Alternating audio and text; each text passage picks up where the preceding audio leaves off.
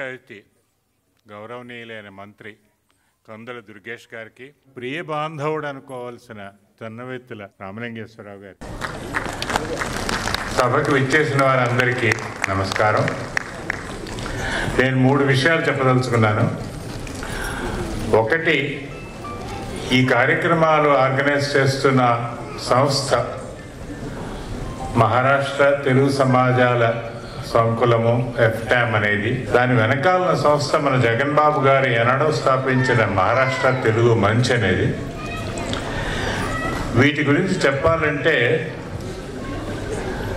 ధైర్య సాహసాలతో, అకుంఠితమైన లక్ష్యంతో, ఒక కార్యక్రమం సాధించాలి అనే తపనతో అదే క్యాపిటల్గా ముందరికి వచ్చి జీరో బడ్జెట్ ప్రోగ్రామ్ అనే ఒక సూత్రం పట్టుకుని, అంటే ఈ ప్రోగ్రాం కూడా ఏదో మూలధనం పెట్టి ఎవరో 10 లక్షలు ఇస్తే చేసింది కాదు. ఇది కేవలం కాయ కష్టాలతో ముందరికి వచ్చి 10 మంది 10 సంస్థలు 20 సంస్థలు సహకరించి మీ పాటు వాళ్ళు వస్తే ఈ ప్రోగ్రాంలో కూడా వచ్చిన సర్ప్లస్ ఆనందలీలమైన మొట్టమొదటి స్థాపించిన ప్రాజెక్టుకి చెందేట్టుగాను, ఆ ప్రాజెక్ట్ రియలైజేషన్ వల్ల, అంటే చేపట్టిన కార్యక్రమం సఫలమై నలుగురికి ఉపయోగపడేలాగా చేసినట్లయితే సంస్థ యొక్క క్రెడిబిలిటీ అనండి, దాని పరపతి గౌరవం పెరిగి ఇంకా ఇంకా తెలుగువారు ముందరికి వచ్చి సంస్థను ఆదరించుతారనే కార్యక్రమంలో దాదాపు 15 ఏళ్ళుగా కృషి జరుగుతోంది. ప్రతి ఒక్క ప్రోగ్రాం కూడా జీరో బడ్జెట్ ప్రోగ్రామే అని మీరు గ్రహించాలి. ఎందువల్ల అంటే ఇందులో ఎవరు ఏది ఆశించి ఇక్కడికి రాలేదు. ఏదైనా ఒక మంచి ప్రయోజనం జరుగుతుంది అనే ఆశతోనే ముందరికి వచ్చి అందరికీ సహకారం చేస్తున్న వారే ఉన్నారు. ఇది ఇంకా 2-3 ఏళ్లలో మనం ఆ పాలీ రోడ్లో వృద్ధాశ్రమ ఆనంద నిలయం కన్స్ట్రక్షన్ ఆరంభించి కంప్లీట్ చేయగలిగినట్లయితే ఇది ఒక తార్కాణం అవుతుంది. తెలుగువారు కలిసి చేసిన పని అని ఏ ప్రభుత్వం ఇంతవరకు పైసా ఇవ్వలేదు దీనికి. అది గుర్తించండి. మనం ఇచ్చిందే, మనం సంపాదించింది. దేనివల్ల? కార్యక్రమాల వల్ల, నలుగురికి ఉపయోగపడే పనులు చేయటం వల్ల. ఇది ఈ జగన్ బాబు గారు, వారికి దన్నుగా నిలిచిన గుప్తా గారు, సుభాష్ మాచాయ్ గారు, అశోక్ కాంటే గారు, ఎంతమందో చెప్పడానికి అన్ని పేర్లు నాకు తెలియదు కాబట్టి చెప్పట్లేదు.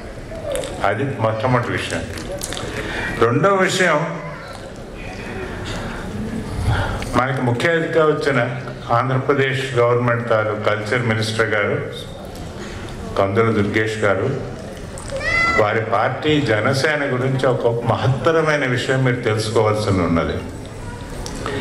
ఈ పార్టీ 2014 ఎలక్షన్స్కు ముందర, ఆ ఎలక్షన్స్తో అలయన్స్ లేకపోయినా తెలుగుదేశం పార్టీ యొక్క ఆశయాలు కూడా కలుపుకుని వచ్చిన పార్టీ. ఘోరంగా ఓడిపోయారు, దిక్కు లేకుండా పోయారు అనుకోండి. కానీ ఆ పార్టీ అధినేతలు పవన్ కళ్యాణ్ గారు కానీ, దుర్గేష్ గారు లాంటి పార్టీ వారు కానీ 10 ఏళ్ళు వనవాసంలో ఉండి ఆ పార్టీ లక్ష్యాలు విడవకుండా ఉండి 10 ఏళ్లలో ఏ విధమైన ఆర్థిక పరపతి కానీ సపోర్ట్ కానీ లేకుండా 2024లో జరిగిన జూన్లో జరిగిన ఎలక్షన్స్లో వాళ్ళకి, నా పర్సనల్ అభిప్రాయం ఇది, వాళ్ళకి 21 సీట్లే ఎమ్మెల్యే సీట్లు కేటాయించారు. అన్నీ నెగ్గారు. 2 ఎంపీ సీట్లు 2 నెగ్గారు. నా ఉద్దేశంలో వాళ్ళు 51 సీట్లు ఇస్తే అన్నీ నెగ్గేవాళ్ళు, 101 సీట్లు ఇచ్చినా అన్నీ నెగ్గేవాళ్ళు. మనం గమనించవలసింది ఒక్కటి ఉంది. మనం ఈ పార్టీకి పెద్దన్న గారు అనుకోండి, బీజేపీ పార్టీ అనుకోండి, వాళ్ళకి 40, 50, 60 ఏళ్ళ కృషి చేస్తే కానీ, అరణ్యంలో ఉండి వనవాసం చేసి 14 ఏళ్ళు కాదు 24 ఏళ్ళు వనవాసం చేశారు. అంటే ఒక్క ఎంపీతో, 2 ఎంపీలతో, 4తో, 10తో, 12తో, 50తో అలా వచ్చింది. వారు 60 ఏళ్లలో చేసింది జనసేన 10 ఏళ్లలో సాధించింది. ఒక రాష్ట్రంలో అందరి ఓటర్ల యొక్క హృదయాలు చూరగని ఈ స్థానాన్ని సంపాదించుకుంది. వారికి మనం అందరం చెయ్యెత్తి చప్పట్లు కొట్టే అవసరం.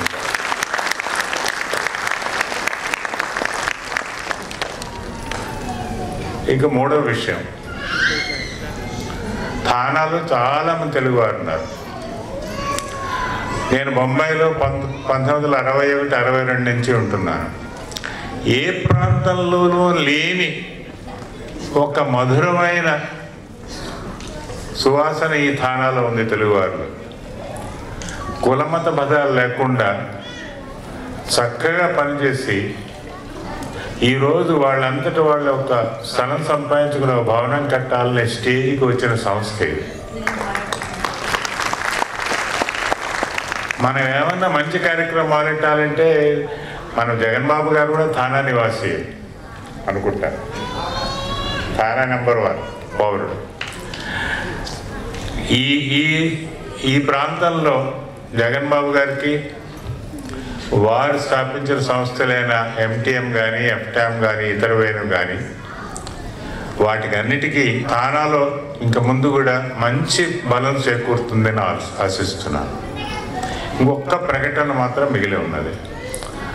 వీరే మళ్ళీ అంటే ఇది ఒక సంఘ సేవ వృద్ధాన్ని ఇవన్నీ ఒక పెట్టయితే సంస్కృతి మాట ఏమిటి అనేది ఇది 12 ఏళ్లుగా చేసిన యజ్ఞం అండి. జగన్బాబు గారు, అశోక్ కాంటే గారు, ఆడియన్స్లో ఉన్న సంగమేన్ రవీంద్ర గారు, ఇతరులు 4-5 కలిసి సైలెంట్గా, ఎందుకంటే బయటపడితే ఇది మనమే ఎందుకు చేయకూడదు, మన కులమే, మన జాతే, మన కాస్ట్ వాళ్ళు ఎందుకు చేయకూడదు అని తారతమ్యాలు వస్తాయని చాలా సైలెంట్గా పనిచేసి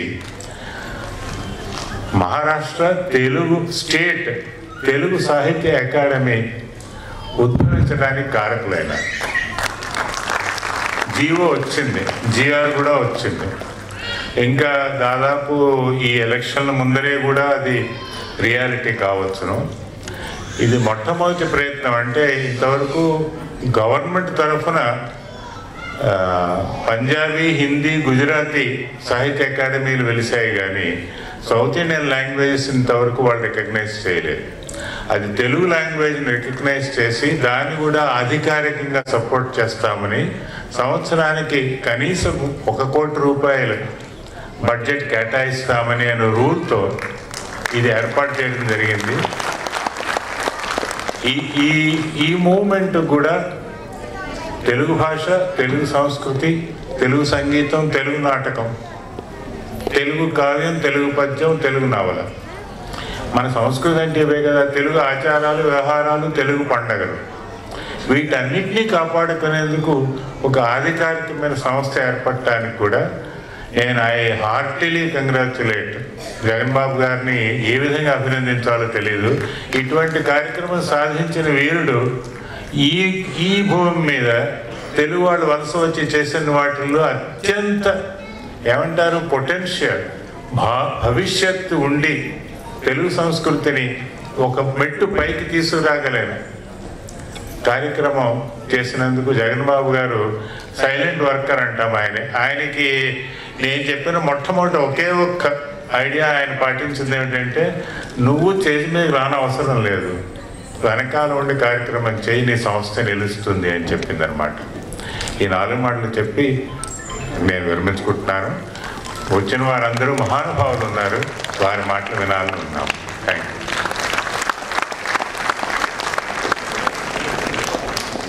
ధన్యవాదాలు సార్. జై శ్రీమన్నారాయణ, జై శ్రీమన్నారాయణ, జై శ్రీమన్నారాయణ, జై శ్రీమన్నారాయణ, జై